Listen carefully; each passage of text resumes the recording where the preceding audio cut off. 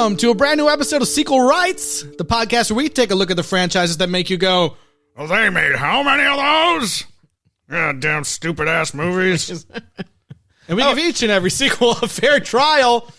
My name is Justin Camps. And I'm here with... Are you sure it's not Indiana Jones? Yeah. I am Elizabeth Helly. Tyler Hymanson. Oh, God. We're being real grumpy today. God, I don't even know whose idea was it to do this. Anyways. You better not start singing Gran Torino.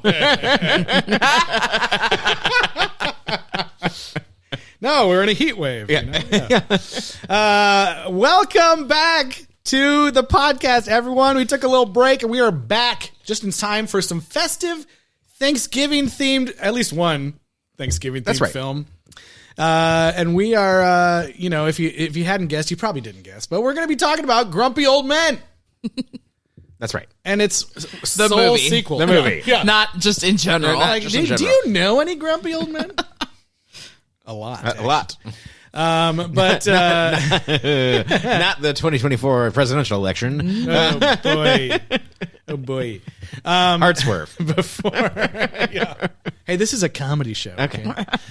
Before we get into it, Elis, where can people reach out to us? Yes, we need ideas for the new year. So please let us know what franchises you want to hear about at sequelrights@gmail.com or find us on Twitter, Instagram, Facebook, and YouTube at Sequel Rights.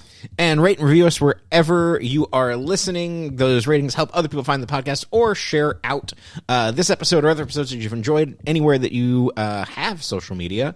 And as a prompt, I don't know if we wanted to talk about this in the main episode, but I think it would be fun to hear from our listeners. If you were casting a modern day Grumpy Old Men, who would you pair up in the classic odd couple encore that we're getting here of Walter Matthau and Jack Lemmon? I choose the rotting corpses of Jack Lemmon. I'm kidding. An AI reboot. Yeah. Oh, there you go. Yeah. Now with the new deal They in did place. so many movies together, they can probably conjure it up. with Haley Joel Osment. You're probably right. Oh boy. Okay, well, there you go. We're talking about Grumpy Old Men, the movie from 1993. I almost said 1933. 1993, a romantic comedy starring Jack Lemmon, Walter Matthau, and Ann-Margret, amongst other people, as we'll get into it. This year, this movie is 30 years old. Whoa! That's crazy. Where are all the Grumpy Old Men 30th anniversary? I know. God. Big events. Celebration? There's not even like another Blu-ray release or anything. Where have all the Grumpies gone? That's right. Where have they gone? That was the right response to that. Yeah. But this movie is on Paramount Plus Yep. for you to watch. For now. This lovely Warner Brothers film is on Paramount Plus. Makes sense of that. Which just cut a ton more content this week. Oh boy. We'd love to hear it, but not really. That was a joke. Physical media, buy it. Trailer. Let's go. Move on. Let's do it. Here we go. 3, 2, trailer. You think you can take me? Come on. All right, 1937, at Todd Field, Oh, and the for ball, I God's kicked sake. your ass Yeah, after wait, football practice you when kicked you my stole my ass. liniment. You kicked my Jack ass. Lemmon and Walter Matthau. Believe me, this man is a menace. He's always drinking, starting fights. Isn't that right? They're both grumpy old men. Why don't you do the world a favor and pull your lip over your head and swallow? Idiot. Eat my shorts. So what? But after 50 years What? of fighting over nothing, What? What? So? What? they finally found something. Holy. Oh, my God. Moly. Worth fighting for. See, women get obsessed with me. It's like one of them fatal attraction things. Oh, yeah. And if you think that song is only in the trailer and not in the actual movie, you'd be wrong. And it plays almost in full. And it's almost as if it was written for the film. Yeah. The way they use it in the movie.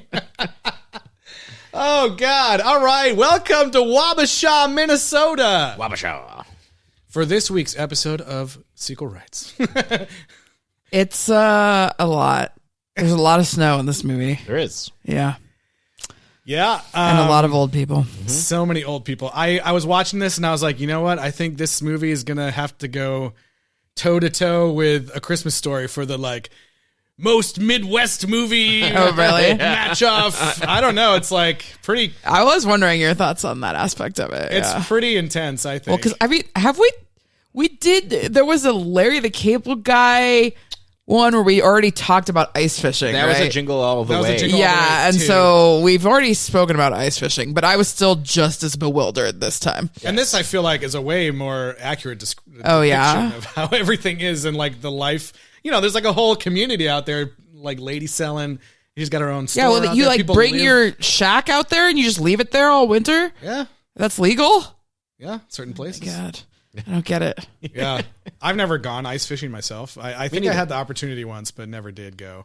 Yeah, I just think like this does a really great job of showing that other side of it. Like, you know, we got in Christmas Story, like really sweet, like suburban. Right. Now here we're getting like still suburban, but smaller town and like dive bars and just like curmudgeons. The old people curmudgeons that exist. Yeah. You might call them grumpy. I was thinking about like how the genre of movie like doesn't exist anymore outside of Bad Grandpa, which I did not see. What about Old Dogs? Oh. I'm half kidding. What about the women's version? The 80 for Brady, yeah, book club. that's true. All those. That's true. Yeah. But I think that the novelty of like this generation swearing and saying like dirty jokes is funnier in 1993 than it is with the generation of that is this age now, because it's like most of the stories are that wholesome image is not the same as it was emerging from the 50s and 60s. I was having that thought like watching this movie. I was thinking like there's a few parts that are actually actually still a little bit funny, but I feel like in general the humor is geared towards, you know, like dads and old people. That's right. Like my dad and people older than that. And, you know, we were talking a little bit about like, why hasn't there been like 30th anniversary stuff? And like, so maybe this like style of comedy is just aging out a little bit. All the fans have passed away. That's true. That's so bad. You know, and it's also like, it also like, you know, stars these classic actors that were in these, you know, all these like amazing old movies, black and white and stuff. And it's like, I don't know. I just feel like the comedy is very geared towards like the nursing home. I'm sorry. Yeah. Well, it is interesting. I mean, maybe it's like more like this in the Midwest or back in the 90s, but like neither of them, and no one ever even brings up the idea of a nursing home for any of these people or a retirement village, you know, like the way that we have now. Maybe they didn't have like the fancy kind back then, but not like they talk about going to the VFW, but that's just to hang out. Like nobody, Well, I was also like, you know, they live alone, like independently. And the movie's called Grumpy Old Men, but I also kind of felt like, how old are they supposed to be? Like the one guy's dad is still alive. Right. Well, they specifically said that Jack Lemmon did say he was 68 at one point in the movie, which he actually was in real life too. So I have to assume maybe Walter Matthau was also, maybe he was playing same as, he was 73 when they made it or when that came out. I didn't exactly calculate it, but yeah, like, wow.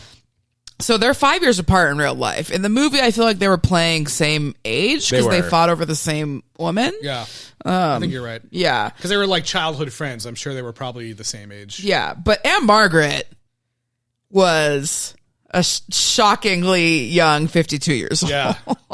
And basically the first like 30 to 45 minutes of the film is just them going like, oh my God. Yeah, look at this lady. Who's that? And I was just like, I was watching this like, I was imagining E-List being like, what do we watch? Well, okay, so we originally picked this because I was looking up like movies that take place near Thanksgiving, and this is one of them. But also when it came up, I don't know if you want to admit this openly, Justin, but as viewers of The Golden Bachelor, it was on my mind because Gary, the Golden Bachelor, is now 72. I think he was like 71 or 70 when they filmed it. But he and all of the women all look way younger than all of these people. And so I think, and I'm not saying any of them look bad. I think just back then, as a culture, we were not as obsessed with looking young and defying aging or whatever. Because like, Ann-Margret was 52. Jennifer Lopez is like, what, 50 or 51? That's what 50-year-old famous women look like now, where, it's just totally, everything is so warped and different. Yeah, and a lot of people on The Golden Bachelor have, like, clearly had work done and stuff. Right. And, yeah, nothing of that going on here yet. I don't know. I did think that the whole time, too. It's kind of funny to see how there's some parallels in this movie of, like, some of the same kind of things that, like, there's a scene, we're kind of jumping around, but there's a scene where their friend Chuck talks about his time with Ann-Margret's character. And he says some of the same stuff that a lot of the contestants on The Golden Bachelor said, like she made me feel like I could find love again and like feel alive. Right, and I was just like, wow, this like people in real life are saying that weekly on that show. Absolutely. I think that this is the point in this podcast, if we have not discussed it before, that we talk about the Brimley Cocoon line. Oh, right. Which is a Twitter account that lets you know when a celebrity has crossed the age that Wilford Brimley was when he was in Cocoon. And this is just to reinforce Elis's point. All the members of Green Day, this is recently. Of September, Eminem, Alyssa Milano. Like these are people that are at least Ann-Margret's age in this movie, if not older. And like, Harrison Ford is insane. Wait, can you explain the Wilford Brimley Cocoon line? Yes, so the Wilford Brimley Cocoon line is there is this movie called Cocoon that Ron Howard from Happy Days directed. It was filmed at the pool at USC. Yes. Fun fact. And Wilford Brimley is in it. In this movie, there are sci-fi like alien eggs that end up in the pool at this retirement community. At USC. And it makes all of the olds feel young. And Wilford Brimley is an old man in this movie, and it takes place in a retirement home, and these are all people that are the same age as Wilford Brimley was when they shot Cocoon at USC. Nice. Yeah. Great. So that's just like one of the most common ass fun facts that they tell. That stupid Gwyneth tour. Paltrow, Idris Elba. Oh my god. Wow. So, but Cameron Diaz. Diaz. I mean, I don't know. Maybe you can give them the benefit of the doubt and say they were forcing Ann-Margret to play like what? 56 or something, like I don't know, but she's 52. That is 16 years younger than the youngest guy in this movie. Like, it is just so wrong and inappropriate. And like the whole time, like the beginning is fine because they're both flirting with her and you don't really know how realistic it's gonna be. But then once she actually starts going for it with Jack Lemmon, I was like, this is ridiculous. There's no way this 52-year-old woman, like, who's like a cool widow that's a college professor, is going to be getting with this guy. I mean, or she's just like, he's across the street. That's fine. Right. Fair. There's no one else. It's like, it's a small town. There's not the internet. Like, what else are you going to do? It's like... Well, and Ossie Davis died, so... Yeah. She's like, I'm not commuting. Oh, my God. Yeah, you can't drive in that snow, but you can maybe walk across the street. That's right. Oh, snowmobile. my God. So yeah, we should go all the way back and talk about like what is the premise. We've gone off on tangents. Yeah, so basically these two old guys live next to each other. They've clearly known each other for a long time. They're that's the premise. They hate each other. I mean, the like, okay, it's not literally the first line, but the first line that our leads say is this. Morning, dickhead. Hello, moron. Yeah. And that kind of sets the tone from there. Yeah. I was thrown off guard by even in 2023 Walter Matthau calling him a dickhead. Yeah. Yeah. I was like, good. oh, it's going there. Yeah. So they live next to each other. They're talking about someone moving into the old Klickner place, which I was like, man, that's an amazing random name. Yes. Klickner. I don't know if that's a real last name or not, but love it. And lo and behold, it's this beautiful younger lady that they're all just like, oh my God, watching her all night, all day, like, apparently. And so that kind of like starts off the whole rivalry of the between them. We do get a scene where Jack Lemmon's character is being harangued by somebody knocking at his door, right. who is The IRS. who is none other than Buck Henry. the great comedy writer and actor and writer of The Graduate, playing the IRS person and being very jovial in trying to evict him from his home, which we don't know yet, but it's not good. Which this does play into one of my big fears of when someone knocks on the door and you don't want to deal with a person that day, of just someone aggressively like not leaving you alone, which has never happened to me. But it's something that I'm always like, oh no, someone's at the door. Like, Really? They're going to try to get in. That's a weird phobia. It's not a phobia. I just Okay.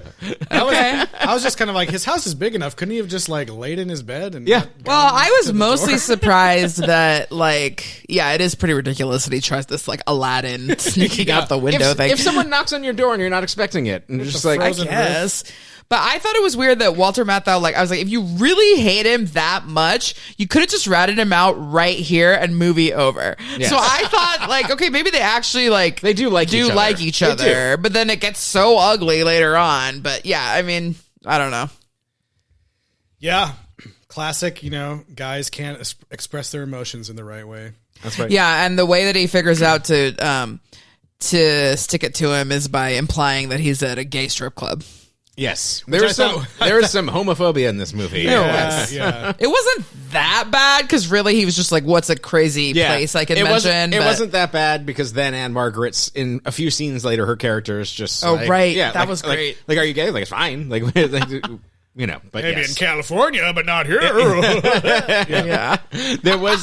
I was hoping you pulled that as there's a point where they're at the pharmacy and she asked if they got her botanical oils. Oh, right. And the pharmacist is like, "Yes, special delivery from California." I didn't have that one.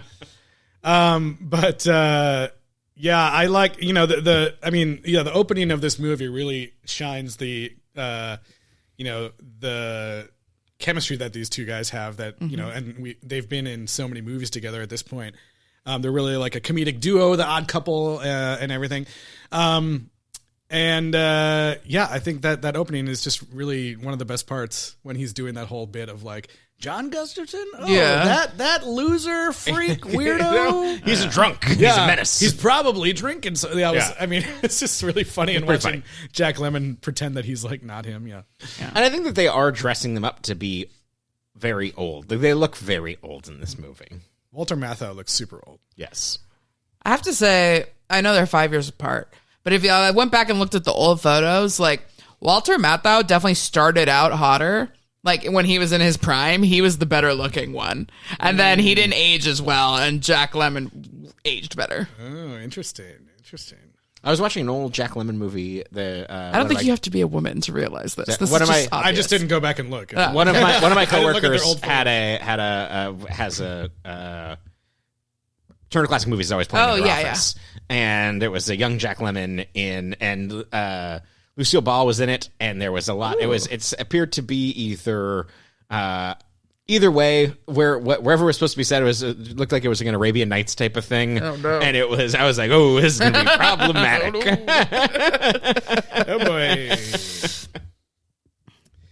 But the point was that Jack Lemmon did look handsome in this movie, but I think you're absolutely right. Like there was a point where like Walter Matthau had like Rock Hudson type. Was the far more handsome one in my opinion when they started. He was like Jack Lemmon was playing like the Weasley guy in this. Yeah, and but I think the extra 5 years just like maybe took a toll on him. But this is aesthetically only. I'm sure they're both great people, and I did like that. I think they both went shirtless in this movie. They did. Walter Matthau did like the full bathtub scene or whatever, and they have a blooper of him joking around about it in the credits, which is pretty funny. Yeah, but Tyler, did you see the post credits sequence? I did watch the bloopers. Yes. Okay, yeah. Did you see the one at the very end of the credits? I did. Okay. Yes. All right. Which one was that? He's like, if I had known there was that's what a I mean. nude sequence in here, I should have asked for more money. Yeah. Pretty funny. And the fact that, the true star of the show obviously is Burgess Meredith. That's right. who like gets all the blooper The reel, entire basically. blooper is him just like Riffing. doing this one line over and over again. It's pretty funny. Who his age in this movie can only be described as eternal. He was 86. Wow. When this movie came I was looking at the credits go by in the opening of this movie, and I was like, wow, I feel like all the actors that like Peter Griffin brings up on Yeah. Family Guy or like in this movie. All these like old actors that he always is like talking about and joking about. Burgess Meredith and stuff. But I thought Burgess Meredith was pretty funny. He is. Just like he plays John Gustafson's father, who is like living out on the lake. Mm-hmm. I love that he's got a shack that's got his address. Yeah, on where it. the hell does he live the rest of the year? That's a good question. I don't know. Under the sea. But he's always just saying like crazy nonsense like Kids can't live with them, can't shoot them. that's what he said. That's what he said. That's what he says. He also says this. Colder than a witch's titty out there, isn't it? Right. Classic. And then their friend who owns the bait shop / diner. That's a thing. Yeah, is Ossie Davis, who was 76, but in my opinion, black don't crack, and he looks younger than both of them. Yes, he does. Okay. Yeah. But then he is unceremoniously killed off. Which I think the idea is he is supposed to be younger than all of them because he does take care of them. Like he has that thing is like, your gut can't handle beef jerky. Right. And I think it's a surprise to them that he dies. Right. And it makes them feel their age even more. Well, and he's but still yeah. working. Yeah, that was Yes. the thing I was gonna say, Yeah. But yes, He gets the first date with he does. He does, yeah. Ariel Truax is her name, Oh, which is a weird last name, I thought. But I look forward to her appearance in Thanksgiving too. the Truax family, yeah. It goes well. Like we said, he calls her an angel and everything, and then he dies the next day. Yeah. Basically. Which I thought that she killed him at first because when it first found out, I was like, this whole movie could change right now. You got a 52-year-old woman killing off these old guys left and right. Like, I was like, that could I be am fun. so here for this, Yes. and I knew it wasn't going to happen. I know. But I was like, if the music changed right now, I would so be in for this. Well, because she acts oddly, Yes. slightly, like breaking into other people's houses and stealing their mail, but in kind of like a fun.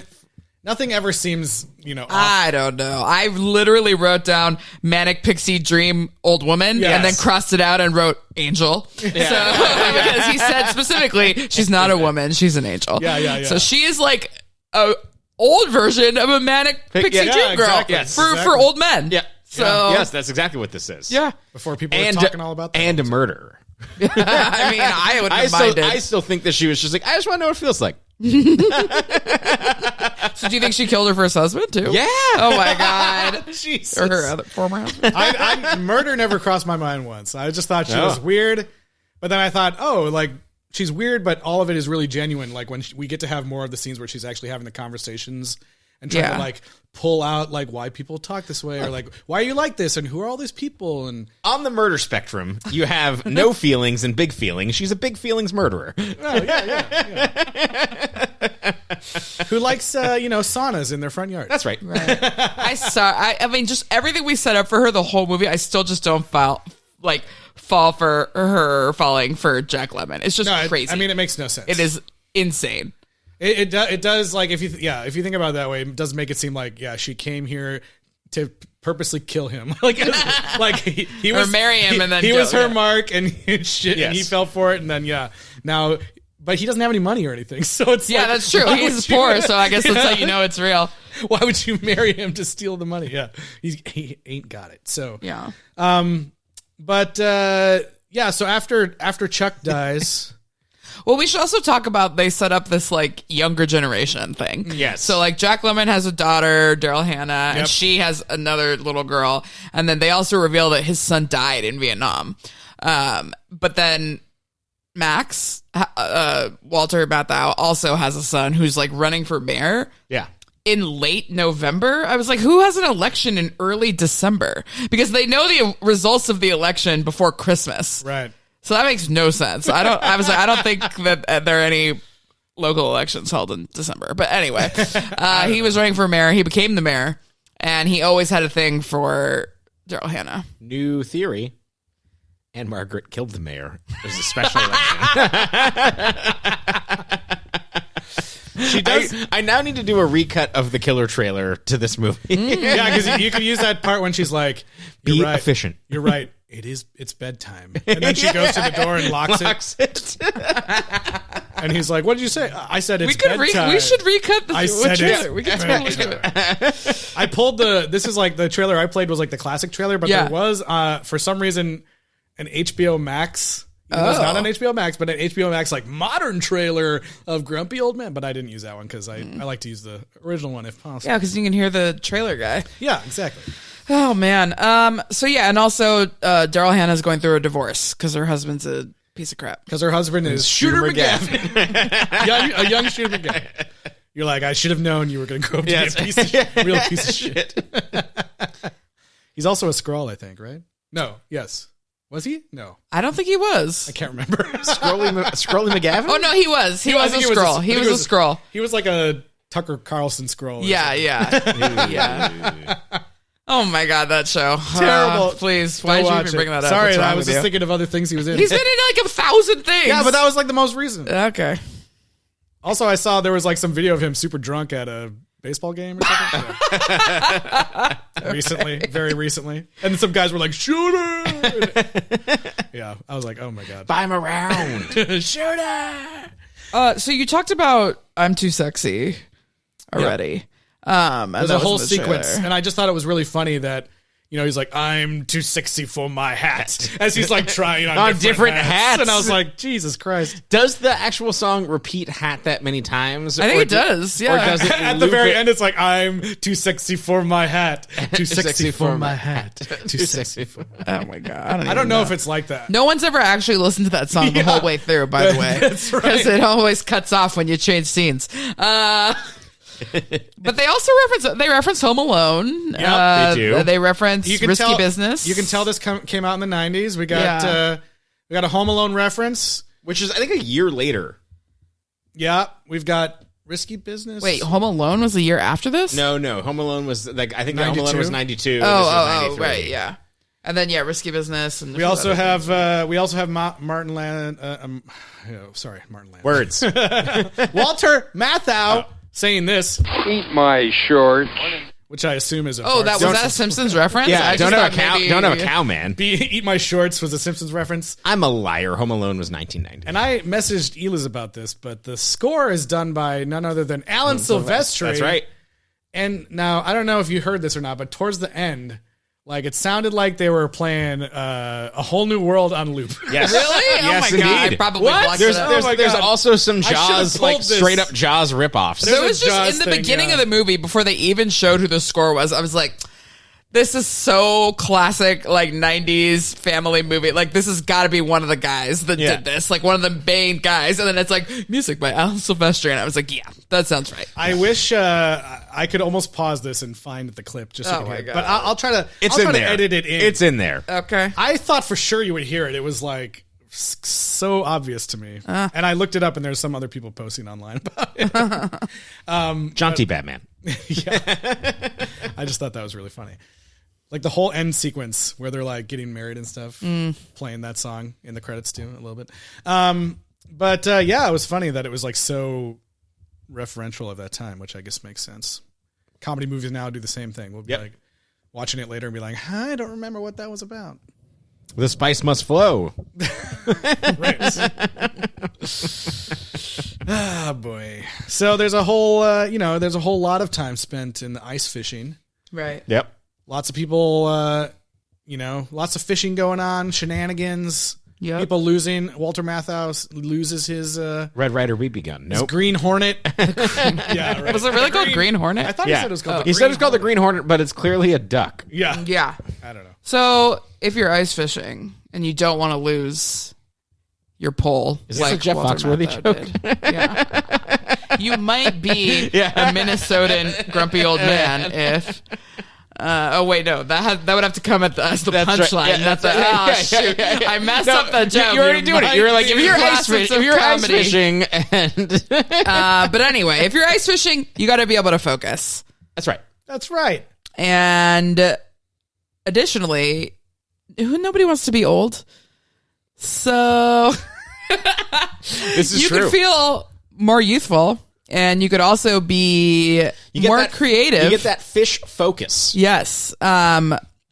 Ariel, the character in this movie that Ann-Margret plays, is an artist, as we see. Indeed. And one thing that can help your creativity is, drinking this awesome product that reached out to us called Magic Mind that I think we've been talking about. And that... It's a delicious I don't green have the list. shot. Sorry. That I has thought you were going to talk about how much you liked it. Oh. It has. You're supposed to drink it right after your coffee in the morning. It has adaptogens. It's green. It makes you feel more focused. It tastes really good. It's supposed to enhance what the coffee does, and it gives you less stress and anxiety during the day than like if you just drank like 3 cups of coffee. 3 cups or whatever of coffee. you normally do. Like you can have your cup of coffee, then you can have a Magic Mind. It's green. You can feel good about yourself. You can tell yourself that you had a salad. It's got lion's mane mushrooms, ashwagandha, matcha, all natural ingredients, cordyceps mushrooms, and lion's mane mushrooms. But not the ones from The Last of Us. It's also got, in case of those of you who might be curious, it's no sugar, nut-free, vegan, keto, and paleo-friendly. So there you go. Anyone can drink it, okay? And we tried it. It's very good. Yeah. Yeah. We have also done keto at various points in our life. Right. So this would fit into that very nicely. Exactly. This would have been super helpful at that moment, but we liked it now. And you know what? If you guys like the sound of it and want to try it for yourselves, we have a special deal for you. You can go to www.magicmind.com/SR, like sequel rights, but just the letters SR. And you can get up to 56% off your subscription for the next 10 days with this code. Again, the code here that you use when you get to that website is SR20, SR20. And again, the website is www.magicmind.com/SR and use the code SR20 to get up to 56% off your subscription. And if you end up liking it, write in and let us know. We can share it with Magic Mind people and they'll love it. Don't be grumpy. Check it out. Don't be grumpy. Have a Magic Mind. Oh, that was good. We can sell it to them. Yeah. All right. Well, back to the movie here a little bit. What else haven't we gotten to? We've talked about the improbable pairing of Kevin Pollak and Daryl Hannah. Yeah, and the weird. You used to in high school. You used to watch me through the window. Oh my god! Yeah, and then she was so like, "It's like there's every part of this is wrong." There's a lot of she left it open. Watching through windows in this movie. Yes, like father, like son. Okay, because Walter Matthau and Jack Lemmon are also all they do is sit and stare out the windows. They're big old creepers. Yep. It's a whole thing where she says that, I knew you were watching. That's why I left the windows just open. Just to tease you. Yeah, it's okay. And now they're in love. And now he's the mayor. Now he's the mayor and they're in love. He's the December mayor. Oh my god. The December mayor. The December Coming to CBS to replace Bluebird. I have no idea the answer to this question. But obviously there's a sequel. Do we think that those two are together in the sequel? I think that they are. I bet. Oh yes. my god. Why not? You think they have like a new kid that's going to say like, another kid. Grandpa, why are you so grumpy, Grandpa? Yeah. She has one daughter in this. Yeah. Who gets a lollipop but doesn't really have many lines. Why are you so grumpy, lines. Grandpa? Yeah. She. I think they just put her in front of the TV and they're like, yeah, go away. Yeah. No child star check-in this week, though. Oh, yeah. They didn't list who it was. No, I know who she is, but I don't need to talk about her this week. Oh, I see. Spoilers. Okay. Yeah. It is interesting that both these gentlemen are widows. Right. I was wondering, I guess I wasn't actually wondering, but in my mind, I was like, in real life, at least one of these guys is gay. Yeah. Even if he didn't know about it till later. Sure. But yeah, it is interesting, though, because it wasn't like they were both widows and they were both like, my wife was a saint, the woman that they fought over ended up marrying Jack Lemmon and apparently sucked. Yeah. Because it sounds like she maybe cheated on him or just was not a very good wife or wasn't present or something. They never say how any of them died. But Ann-Margret. Dun, dun, dun. It's a long con. But no, yeah, it is interesting because at one point, he's like, "You stole her from me too," and Jack Lemmon's like, "Dude, she sucked. Your wife that you actually had was way better. Why are you mad at me?" And Walter Matthau's like, it was important to me, right? Like, that's a very stubborn dude thing to say. Yeah, but it is interesting. I also maybe got the feeling that maybe Jack Lemmon's wife is not dead; she just is out of the picture. Oh, could be. Yeah. Maybe. I mean, yeah, like not to, if you lose your kid in Vietnam, that's definitely a separation for sure. causing That's event. true. Yeah. And he hadn't had sex in 15 years. He did say that. 15 years. Which was a low-key AIDS joke, which was like, Yeah, that's why they're like, yeah, that was really weird. Yeah. Because then they're like, I think we're safe. I think we're That's safe. what that was. Yeah. Are you sure? Because Yes. I thought that the joke was that she was saying, like, you're going to finish immediately, and so I'm not worried about anything. Because why else would he bring up the whole, like, No, he's like, no, kids now, these days are all about like, safe he was like, now we have to practice safe sex. Right, yes. That's Like, why you I didn't was care. like- Like, syphilis has existed forever. That's not what we're talking about. Yeah, We're yeah. talking about, Alright. like, she's, like, they're not talking about having kids. Yeah, it was it was. She's only 52. It's definitely possible. Sure. It's not probable. Yes. But it is possible. Possible. So I just thought she was basically saying, like, yeah, you're not going to be able to make that happen, sir. Like, because you are I out think of I Tyler's took it, right. I took it to and be old. more I think problematic Tyler's than right that. on this Okay. Yeah. Fair enough. Because she asked about, like, when was the last time you had sex? And he was like, 1978. And she's like, you're good. yeah, oh, we're good. There weren't any STDs then. Okay. But This is the other friendly time of every person that you ever read about in history had syphilis. yeah. Yikes. Abraham Lincoln, syphilis. Anyway. But they have sex. They do. They make it happen. Everyone's happy in the morning. Like, it's the best thing ever. That's right. Which I thought was kind of funny to see Jack Lemmon just like, I'm going to make some eggs. and I'm gonna Doing catch them." his risky business. Yeah, exactly. Yep. That was pretty fun. Yeah. He felt alive. And it leads to all the drama that happens later on. That's right. Like Walter Matthau's character literally trying to kill him almost. on the ice. Yeah, I was like, this is so extreme. Like pushing his ice house all the way into the fucking like thin ice.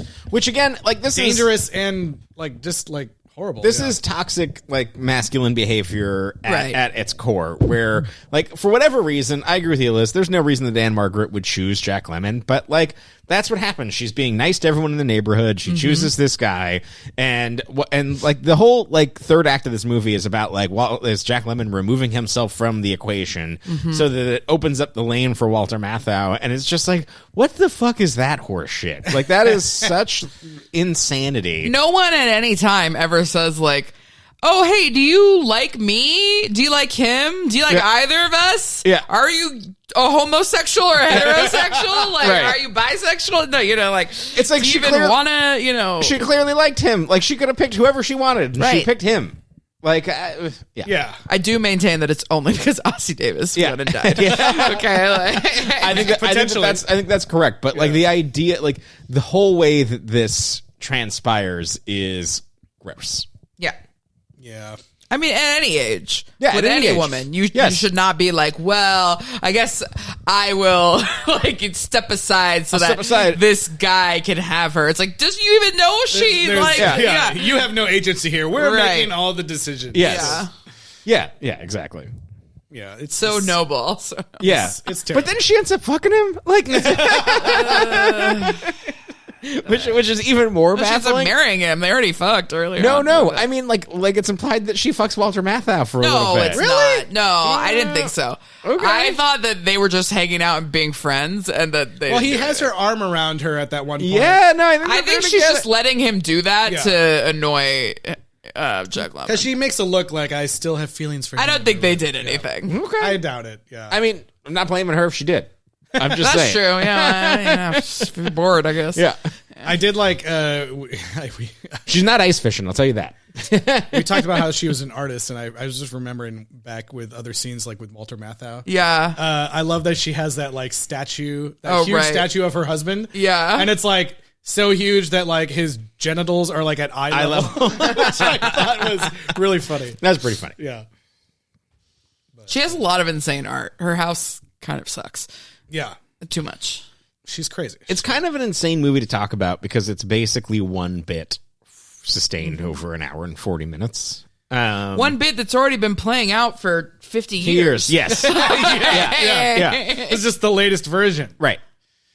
But yeah, I don't know. I mean, the last big thing to happen is like everyone is saying like you gotta like reconcile with this guy on Christmas. Like go down to what was that place called? Like Slippery's or something like that. Which also I thought it was pretty clear that like he was Jewish. Because he even talks with his son about like, oh yeah, we used to have latkes on Thanksgiving or whatever. Oh, right. And also his name is like Max Goldman or something. Right? Yeah. And his kid's name is Jacob. But like they also are celebrating Christmas or something. Like I don't know what the deal is, but yeah. Yeah, Max Goldman's character, that character Walter Matthau plays, goes down to the bar to kind of like try to make up with Jack Lemmon's character, and it doesn't go well, and Jack Lemmon leaves and has a heart attack on the way out. Right. The telltale arm grab. The whole movie, like, they have this whole really funny... Oh, you watched House of Usher. The whole movie, they like in the beginning too, they have this funny bit about talking about all their different friends and how they died or whatever, and they're like, lucky bastard, he died in his sleep and all this stuff. And so it was interesting that it finally affects them, and you finally see that like Max actually cared. Like I thought it was a little bit moving when he like goes into the hospital room and says like, I'm his friend. Yeah. No, that was good. Even though the movie was like, did that get fully earned? I don't know, but let me ask you this. So the question they wanted to ask is, it's a two-part question. Yes. One, what was your favorite prank that one of them played on each other? And then two, is the one with the roof and the hose a thing? That's what I was going to ask you, what Justin. Is that a real thing? it probably is, but I've never. I mean, I never was doing any pranks like that. Because then he was like, "You have to use hot water." How I didn't understand. I didn't understand what was supposed to happen. I think you're just loosening the snow. Oh, so that when there's any sort of movement, it will fall off the roof. Otherwise, it'll just sit there. Right. Because it's like frozen. There's like part of it that's frozen onto the roof. Oh, really? It won't fall when the door closes or whatever? No, it wouldn't. So like you're using the water to like accurately execute it on Buck Henry later in the movie. Yes. Okay. See, I thought he was saying you have to use hot water because then it would melt and make like murderous icicles. That's what I was worried about. I think hot water just probably loosens it better than, whatever. Like, have you guys seen the Lovely Bones? I'm just kidding. Yes, but I don't remember. I will not explain why. I don't remember. Anyways. Yeah, I was just like, what, were they trying to freaking kill somebody? Like, I don't understand that prank. Yeah. I think it's just like when he slams the door, it would have fallen. Yeah, I mean, the best prank is probably the TV control. I absolutely agree. Yeah. I do like the fish. The fish in the car. The fish is mean. That's insane. But I thought it was great because, like, I love the moment when he's like in Chuck's like, is it me? shop. Yeah, and he's like, it's a horrible smell. Do I smell? And then Chuck is like, no, it's not. No, he says it. He says it is you. Yeah. He plays along because he knows that it's like Jack Lemmon playing a joke. Oh man, I thought that was fun, and because it would just be so sick, I'd probably be puking if that was happening for me. Yeah, I guess I would just find it immediately. Like I would have already known before it even got that bad because I can find those things. But I think that is a true thing about men of that age. They just be like, ugh. Right, yeah. It might be me, yeah. It would sit there and decompose. I think that's 100% like, real. The channel one was funny, but I kept just thinking, like, you can still see the numbers when it goes back. Like, just write them down. Like, I don't know. Right, it's going to be in the newspaper. He was like, oh. Yeah. Yeah, I think it would have been better if he was, like, watching something else other than the lotto. Yeah. But It was a clever. He was about to lose his house too. Oh right, and he was still playing the lotto. It's like he really needed the lotto because he was like, I might be able to have a place to live. Yeah, that's dark. It's pretty grim. Oh, you're right. It's pretty grim. Oh man, it's all right when he gets him back too with the hose just in the window. That's pretty funny. It's like he deserved it. Yeah, for sure. The movie ends with a wedding, but I did like her dress. Yeah. I thought it was actually really pretty and tasteful. If we didn't, if the movie came out in, if you were watching it in 1993, you were probably like, oh my God, he died. Right. Which I liked that, but we know that there's a sequel. But I just thought it was funny that they're all dressed in black and they play this. Well, and they're trying to have this whole conversation, like they're going to a funeral. Yeah, he's like, are you ready for this? And all this stuff, yeah.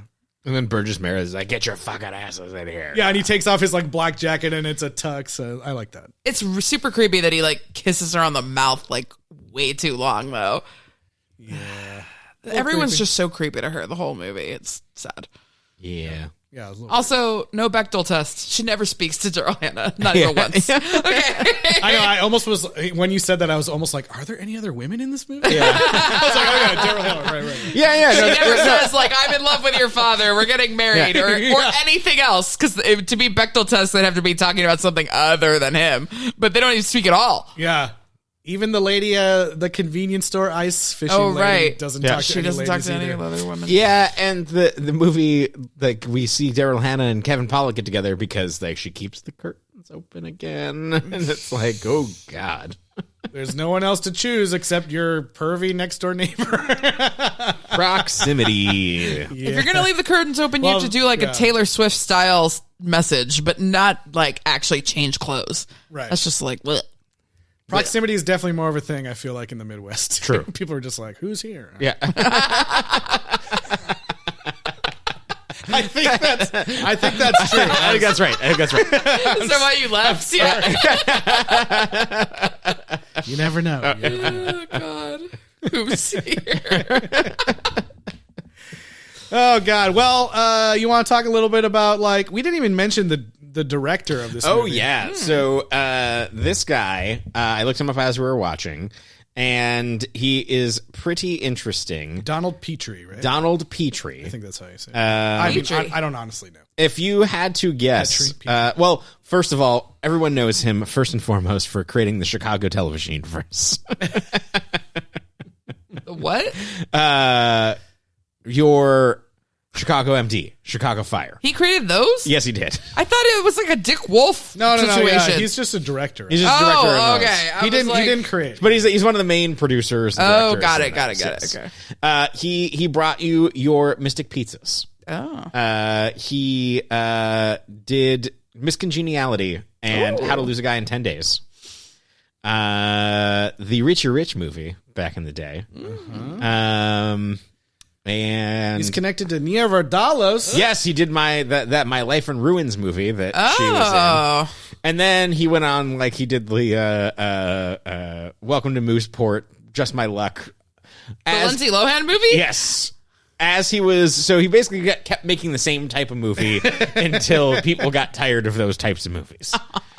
But then found his stride again recently with the Comiskey Method. Oh, well, there you go. That's the answer. That's the answer to the modern day. Okay, so yes, we actually started like ruining the discussion for ourselves a couple days ago. So we were like, who should be cast? And it is the Comiskey Method people. That is absolutely the answer. No, I think so. When I brought this up, Elis did nail it that it is Patrick Stewart and Ian McKellen. Right. Like, but they are British, so they're not going to be out doing this hick stuff in Minnesota. But they would be very fun to watch in a movie like this. I would watch that. That would be delightful. It would be funny. Grumpy old gentlemen. Yeah. Because they're British. They're fancier. That's a development producer right there. Grumpy old sirs. Yeah. Oh, my God. But yes, Comiskey Method guys. I mean, like, Clint Eastwood is so singular. He doesn't have, like, another guy that could go against him. Funny. You know, it was somebody I was thinking of, like, of how, like, almost Canadian Minnesotans, like, Rick Moranis in a role like this with somebody else who's beloved of that lineage would be pretty great. Yeah. If John Candy was still around. Yeah, that would be the dream movie right there. Yeah, that would be cool. Because, like, he's of that age, which is actually kind of crazy at this point. What's he even doing? Isn't he supposed to be doing some Honey, I Shrunk the Kids thing? Got punched. Oh, he did. I do remember that. Yeah, but I mean, this is one where it came out, it did pretty well. It ended up making, let's see, it went on to earn $70 million in the U.S. and Canada, well above its budget of $35 million. Oh my God! And it says that it grossed 10.4 million internationally, so 80.5 million worldwide. So that's a pretty big, that's kind of like in the realm of like a horror movie opening up super low budget and doing big numbers these days. So there's a grumpier. Excuse me. Grumpier old man. There is. That comes out just 2 years later. Got to get everybody while they're still alive. And they do another movie together in between. What? Yeah. Yeah, I mean, we didn't really talk about their relationship, but we did a little bit. But they're like a, known, they're not even close to being done. Yeah, known comedy duo. They did that movie Out to Sea or whatever. Yeah. Is that the one you're talking about? Well, an Odd Couple is like the most famous. There's literally an Odd Couple 2 that I think that's after this. Yeah, that's after this. both of these. And then there's something in the middle of the two grumpy old men. I forgot which, but like. Oh, it was a Christmas movie in 93. Oh. I do want to say also this movie came out 1 year after Newsies. So Ann-Margret should have been in the pinnacle of her career because that is a masterpiece. Justin is nodding his head no, shaking his head actually. So that's right. And also don't forget that Ann-Margret played Juliet's mom in Santa Claus 3. Also, Kevin Pollak plays Cupid in Santa Claus 3 as well. Yes. I was like, this is a Santa Claus? Oh my God. And we did Splash. Every single person in these, other than Jack Lemmon and Walter Matthau, has been in some sequel. All right, so I'm going to talk through what was happening in the 1993 box office in December, because it is prime time for these types of movies. Okay. We got number 1 with The Bullet, Mrs. Doubtfire. Oh my gosh. Okay. Then we got The Pelican Brief, off-brand. Then we got Wayne's World 2. Then we're at Sister Act 2, Back in the Habit. Oh, okay. Then what beat Grumpy Old Men, apparently, is Beethoven's Second. Yes! Oh my God, that's amazing. There's just so many choices for families Yes. and old Adam's people. Family Values. That's what I'm like, yeah. Now all of them would be on streaming except for Grumpy Old Men, probably, because old people don't want to watch And streaming. then 5 spots below Grumpy Old Men is Nightmare Before Christmas, and then right below that is Cool Runnings, which I was definitely probably seeing again. Oh, man. Also, just to clarify our mistake from earlier that I just looked up, Home Alone was out in 1990. I already clarified the this. sequel was 1992. Yes. Sorry. So they're already making fun of something that already got made fun of twice. Like, Yeah. That's right. But I millions did of other like, times. I don't feel like I ended up, like in the start of this movie, I was like, wow, this has the feeling of like a holiday classic that like they just don't make movies like this anymore. Yeah. I don't know if I ended up feeling like that by the end of the movie or No. anything, but like it definitely starts off like, wow, this They have has a- that same kind of like Home Alone vibe and everything. They have a nice relationship, but the romance is just so preposterous that I just could not get on board. With like the rest of it doesn't Yeah. get to like a place where they find friendship and they get together. Like the arc of this movie is like he gets to fuck again. Isn't that nice? He's old, Right. Yeah. And it's like I don't know how much I care about that. The Golden Bachelor found love. Okay, we're in between. We're before the finale of Golden Bachelor, Justin. Oh, are you trying to Who make is gonna predictions? win? I think Teresa, personally. You think Teresa? Oh God, I just don't want it to be her. All right, I think so. that- Pretend that I, a person, have no idea what you're talking about. Okay. And describe to me why you think Teresa is going to win. I think that she's going to win for all the reasons why they always talk about like we listen to this I listen to this podcast called Decoding Reality. Yeah. Yep. Because- Shout out to Coding Reality. Yes. The hosts on there are hilarious, and I just think they're funny to listen to, and it makes me interested in watching the show that my wife really wants to watch. And they're always talking about how like they have a theory that the Bachelor's always looking for like someone that makes their life easier and like everything's easy with them. And I just feel like Teresa with her family is like more like stereotypical nice. She's plug and play. Family. Yeah, she's like easygoing. They have the similar experiences. Like they just had the fantasy suites nights, and there was the reason why I was like, they definitely fucked. Describe what happens in the Golden Bachelor fantasy suite. They have sex. Maybe, Quite clear. maybe. Okay. But yeah, at the end, he's like, he was like, you know how I feel about you, and he made this face like, he's like, Okay, and but he's the like, my other- dick showed you how. Let me tell I you. feel First about of all, in honor of this movie taking place in Minnesota, Yeah. Leslie, the other lady, Okay. is from Minnesota. and she's hotter, and She's she younger, can still dance. yeah, She's yeah. hotter, she's younger, and she went out with Prince.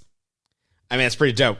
I just feel like he might Not give a shit about Think that. that he could never live up to Prince? Yeah. No. I just, I don't know what he thinks, but like she's definitely had more of a like troubled relationships in the past kind of thing, and her family Wrong is, side of like- the tracks. She's more like Ariel in this movie, like Yeah. quirky and big and loud and fun. Like and her dad died at a young Some meth. when she was young, and like so their family didn't grow up in the like, probably would run out the sauna naked and roll Sure, around in the okay. snow. Or All right. but So she's got like a real history, and Teresa is like, oh, she's so nice, and everyone loves her. she's not that bright. Well, I don't like her. I'm just saying, Yeah. like, But no, with The that's what he's gonna Bachelor, pick. I think they're always gonna like. A lot of men, not all the men, but some of the Bachelor men, they will go for like someone they can rescue and save who like Sure. really needs them. So if someone like doesn't really need them, it's like, well, they'll be fine. I don't think he'll care at this point. He's old. You think he's gonna like want to rescue some? I don't know. Men are inherently they want to rescue some woman. They also, I know we're going on a crazy tangent here, Right. but I'm like, they also like they showed him making out with her like crazy, and no one else. They showed him like kiss like. Like Lauren Boebert levels. They were on a Ferris wheel. yeah. No, they were on the Like Ferris wheel Beetlejuice levels. in Santa Monica, and they were like making out. Yeah. Okay. Anyways, I enjoyed that. That was Golden Bachelor Corner. We Yeah, will have Teresa will win. Fittingly, I think that I enjoyed that segment very much. We will have a corner of this in our Grumpier Old Men section where we talk about the finale. Who will win? Yeah. Okay. Anyway, actually, it won't have aired No, yet. I want to very. Yeah. So we'll have to do it Well, in our then, spoiler alert Santa Claus then episode. listeners, if you want us to do a Golden Bachelor finale bonus Side episode, bonus. let us know. Anyways, the point of this is that neither of these guys would be a good Golden Bachelor, but Ariel would be a fantastic Golden Bachelor Bachelorette. contestant Oh, yeah. or Golden Bachelorette. She'd cause so much drama. It'd be And great. actually, Ann-Margret right now, I don't even know if she's married or what, but she would probably be a great, because she's the only person in this movie that's still alive. Well, of the older generation. she's the only person. that's Hard still cut to Kevin Pollak. Like, hey. He's fine. So is Daryl Hannah. Yeah. Oh, God. Oh yeah, her spouse died in 2017. Oh, okay. That's a lot different. I was reading his when they got married. Yeah, sorry. Right. But yeah, I mean, I never fully was like in on this movie just because it is just so preposterous. Would it have killed them to just cast an age appropriate lady? Yeah, it probably would have. No, I mean, I probably would have. Yeah. I think that it's like, well, I don't know. You want to do the rating system? Yeah. here? Let's Yeah, do it. We're let's kind of in that realm already. Yeah, how many reckless snowmobile rides, or actually, I'm sorry, geriatric reckless snowmobile rides would you give? Hey, that was pretty scary. Yeah, would you give Grumpy Old Men? I give it 5 reckless snowmobile rides. Is that too mean? That's high. Oh, okay. I wasn't Yeah, gonna go I there. was I just like, think it's like a big nothing burger of a movie. I agree. Okay, fine. I'll give it 3 then. Okay, I feel like maybe I'll give it a 4. that's what I was thinking. 4 geriatric reckless snowmobile rides, because like I do like, they're. I guess I haven't seen all their movies together or whatever, but I do like seeing like this classic duo, Right. kind of like doing their thing. They're still pretty funny together. You can tell that they have a rapport and they've done a million things. And they're probably like making like improvising stuff on set and stuff. But yeah, I agree that the movie starts off kind of with that feeling of like, oh, this is going to be like a holiday classic. And then you're like going along and it's a little bit gross in the beginning with like the ogling of Ann-Margret and like just being weird like that. And then yeah, it's just kind of like, oh, I see why no one revisits this movie. I think it's a cookie cutter movie. Like, I don't think that there's actual characters. Like, I think it's just like, let's get these people together. It's like the equivalent of, and oh boy, I'm gonna age shame some folks here, I suppose, but it's like it's actually not about the age thing. It's about the like, oh, let's do a romantic comedy with George Clooney and Julia Roberts. Like, they have chemistry. Let's get them in there. Like, what doesn't matter? Who cares about the script? Like, let's just get them up on screen. This is the type of movie that's popular at this time. It just feels very studio. Let's get them together. I mean, I so don't even like. And I would go see this if these were actors that Right. Like, if they made the Patrick Stewart and Ian McKellen version of this, I'm buying a ticket. Right. Well, yeah, because it's them. But like, I so don't even like care enough about my opinion about this movie that like I'll just go back to 4 with you. Yeah. It feels like the kind of movie that you're going to go back and watch and be like, oh man, I bet that there's a bunch of things in this movie. I've heard of the movie because I think, you know, the title is funny. Yeah, the title's funny. Yeah. And it's a great sequel title as well. It's a great sequel title. And so you kind of go into it thinking like, oh, I bet there's a bunch of ththings in this movie that I'm going to watch and be like, oh, that's like I have some friend that I hate that always references like the fish in the car or something. But no, you watch it and you're like, oh, there's none of those sequences that stand out as like, oh, this is an all-time classic sequence from a film that everyone loves or anything. So that never happens. You just named like 10 other movies that every movie in that list are like, oh man, like Home Alone, Beethoven, know, like we could all name some bit from one of those. But this, like, only because we just watched it would we be able to name, you know, something. Yeah, and honestly, it's like, who knows if they made a movie similar to this with like current people, if it would do as well. It might just flop because people don't go to the movies as much. Yep. I don't know.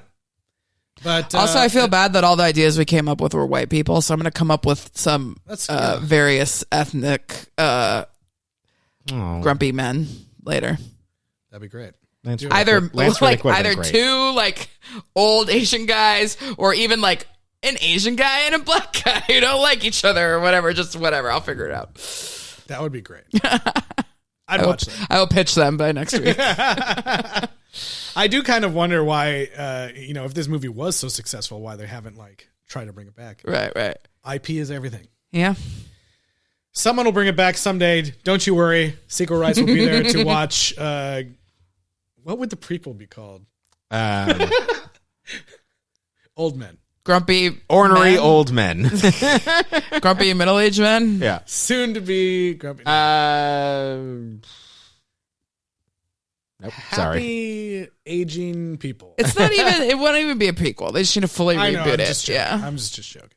But yeah. So there's a sequel, Grumpier Old Men. We said this. It's 2 years later. We're gonna be talking about it next week. Unscrupulous Gen Xers. And I don't know anything about it, really, other than that one thing that I already spoiled. Yeah. I don't know. I think all the same people are in it as far as I know. Yeah. The only question I had was like if the Daryl Hannah will still be with Kevin Pollak. It's more interesting if they're not together. I can tell you the poster makes it look like it is not as much of a wintertime movie. Oh. Yeah. That's why we have this one coming out the day before Thanksgiving. It's perfect. Right. Happy Thanksgiving. Yes. Thanks for spending your Thanksgiving Eve with us. Right. Indeed. Here on the podcast. And, if you want to reach out with your, ideas of who should be in a modern day grumpy old men, or if you tried Magic Mind and you want to let us know, Eliz, where can people reach out? sequelrights@gmail.com. I also want to maybe grumpy old women. Yeah. I don't know if any women are confident enough to be in a movie called Grumpy Old Women. I know. I was like, I don't know if that leans into like bad stereotypes. Or don't something. care. Representation is all that matters at this point. You got to take what you can get. No, just kidding. sequelrights@gmail.com or Twitter, Instagram, Facebook, and YouTube @sequelrights. And rate and review whenever you can. Helps other people find the podcast. We'll see you guys next week where we will determine if they truly are grumpier or not. If they're not grumpier, then guess who's going to be grumpy? The Golden Bachelor. The hosts. The hosts are going to be grumpy, okay? All right. See you guys next week.